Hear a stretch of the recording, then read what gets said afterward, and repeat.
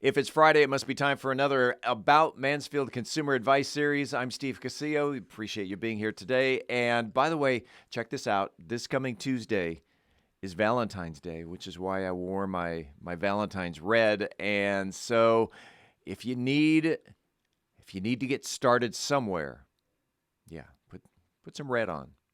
Show a little heart. Showing a little heart today is here in the studio is Phillip Washington Jr. Say hello to the Mansfieldites. How's it? Oh, I like that better. How's it going, Mansfieldites? You like that better than Mansfieldians?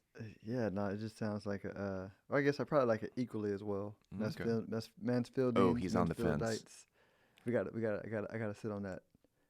Yeah, and see. That's right. The man who does not offend anyone because he sits on the fence. Could go this way, could go that way. Whatever you like from your perspective.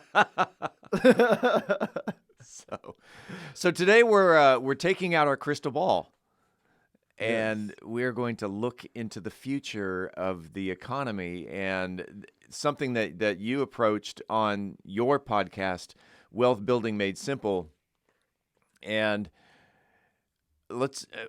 you started with examples of some pretty wealthy people and how they looked into their crystal ball. And so let's just go and dive in and let's look into the future. Absolutely. So we talked about the correlation between people who have the ability to look into the future and make investments in their time and money, and how it positions themselves to do well over time, or potentially do well over time. So we talked about John D. Rockefeller, and in the industrial age, he saw how energy needs were going to change and how we provided the energy was going to change, and built an amazing business around that.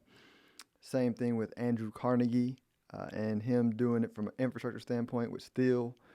Then we moved through the next era, which was transitioning from the industrial age to the service-based economy in America, and how Warren Buffett is the living goat around that, because Warren Buffett's company basically is a big finance company, and Warren Buffett, he owns insurance companies, banks, even the car dealerships and furniture stores that he owns. Like, when you dissect those businesses, lots of money is made in the finance department these days, and so that is an example. Then you go to media and the explosion of media, which really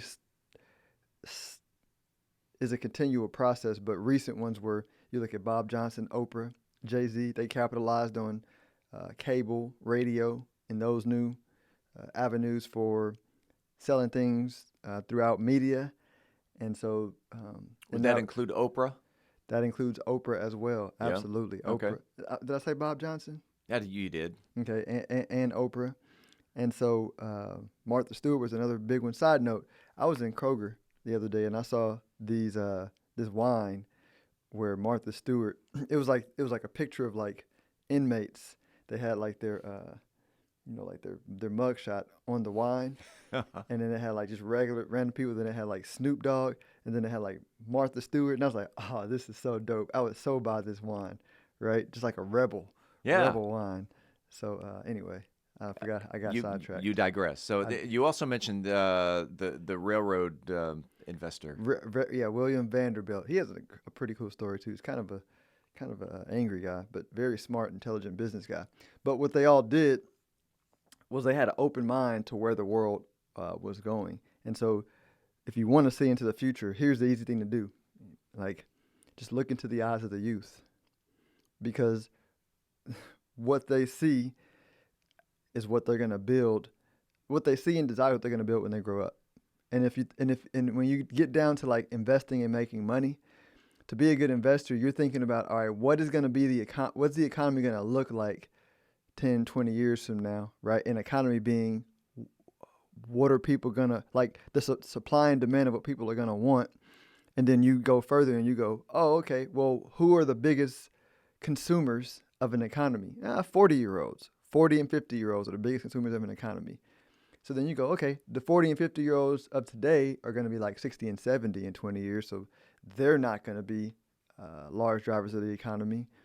Well, who's going to be 40 and 50, 20 years from now? Well, the 20-year-olds, right? 20 and 30-year-olds. And so it really is that simple. And so you go look in their eyes and you go, what do you like? What do you love? Where do you like to spend your money? What are your hobbies and interests? And you do it without judging them, because here's where you miss it. A closed mind is a mind that judges.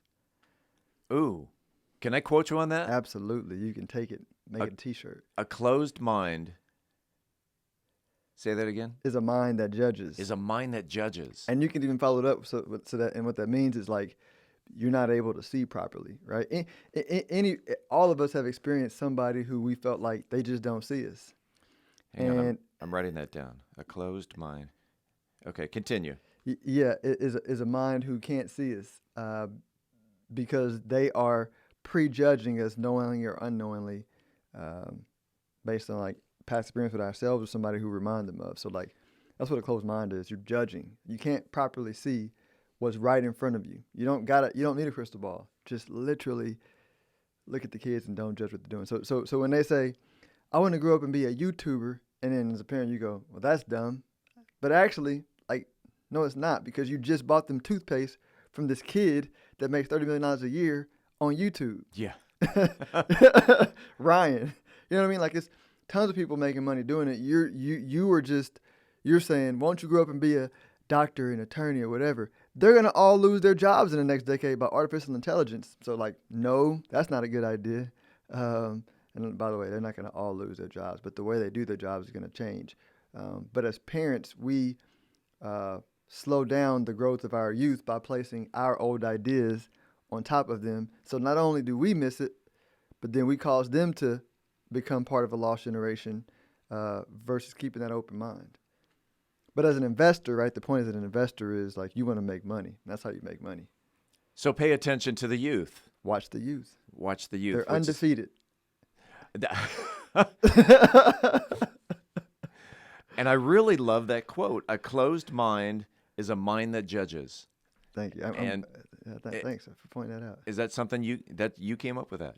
Yeah, and I just kind of said it, and you like highlighted it, and I was like, oh, that actually is a good quote. Well, I think that not only plays into the way an adult looks at a child, but I think it's also the way society looks at each other. That the world's kind of divided right, or at least the United States are kind of divided right now. Are you right? Are you left? Are you in the middle? And a closed mind is a mind that judges. Absolutely. Yeah, it's interesting, and since we're on that point, because we told them how to see into the future. Yeah, it's like if you think about what's the opposite of judging, it's like appreciation or love or acceptance, right? I mean, love, acceptance, appreciation to me all means the same thing, but you can't, like, you literally block the flow of like expansion when you judge, because it's literally closing your eyes, Right. your spiritual eyes. It's like putting blinders on a racehorse. 100%. So let's talk about current day. What are the investors today looking at when it comes to the youth and predicting in that crystal ball? Yep. So let's go there. So what are the kids doing? They love to play video games, Minecraft. I'm sure parents have bought tons of digital products online for their kids for Christmas, and so when you go, oh, I don't really understand. This is dumb. Why do they want all stuff digital? Pause. Judging. Opportunity, right? Opportunity to say, all right, so these kids have no problem spending money in invisible places and owning, and their flex is owning the best skins in a video game. And then you think, where does that sound familiar? Then you go, oh, digital money, NFTs, Bitcoin, right? Like, they don't even question what digital money is or digital assets or digital property. Like I have a client who, she's in her 20s. She owns some property in the metaverse next to Snoop Dogg and is geeked out about it. Like, that is going to be worth a lot of money. Okay, wait. She owns digital property. So like, digital meaning it's non-tangible. Yeah. So let me simplify it. When we say digital and metaverse, just think video game. It's not exactly a video game. Okay. But just think like a video game that's like interoperable, meaning like where anybody can go play in, right? Because if you think of like Mario, where you had to only play with Mario, and Mario couldn't interact with Zelda. Okay. Right? But the metaverse is like a video game that anybody can come play and bring all their. So it's going to be like a whole digital world, and that digital world is empty right now. But people are going to go hang out there. They're going to build homes. They're going to buy homes. They're going to own businesses. They're going to sell digital goods. Like all that's going to happen in the digital world, 100%. People go, well, that's dumb. I don't understand it. Well, your grandparents thought it was dumb to get paid $150 million a year to kick a ball. That's true. Right? I mean, so let's not judge it. Let's just say this is what's going to happen. Watch the kids. And so it behooves you to understand digital money, because it doesn't matter what the government says. It doesn't matter what Jamie Dimon says about crypto. It doesn't matter what my, investing hero Warren Buffett or Charlie Munger says about crypto. They're going to die, and the kids are going to grow up. And it's going to be the future, because the people who hate it are going to die. I mean, 100% going to die. Not they might die. Like 100% they will die. And the youth will grow up. Because seniors are undefeated as well. Yeah, I mean, we all die. We all get. Pay attention to the youth. Yes. That yes. I mean that pretty much is a nutshell right there. 100%. It's super simple. Like the hardest part is not judging. If someone wanted to reach out to Phillip Washington Jr. to learn how to open your mind, learn how to pay more attention to the youth, how can they reach out to you? Best way is stonehillwealthmanagement.com. That is stonehillwealthmanagement.com. That is Phillip Washington Jr. We do this every Friday. This is the About Mansfield Consumer Advice Series. Phillip, have a great weekend. I think the next time we will see you will be after Valentine's Day, so put your red on. Happy Valentine's Day, Steve. And that's kind of weird. Usually you say that to your wife. It's okay. Listen, the youth, right? Men today of my generation, we're more in tune with telling our male friends, I love you, I appreciate you, and I respect you. So I love you, I appreciate you, I respect you, Steve. Let's do this again next week. I love you too.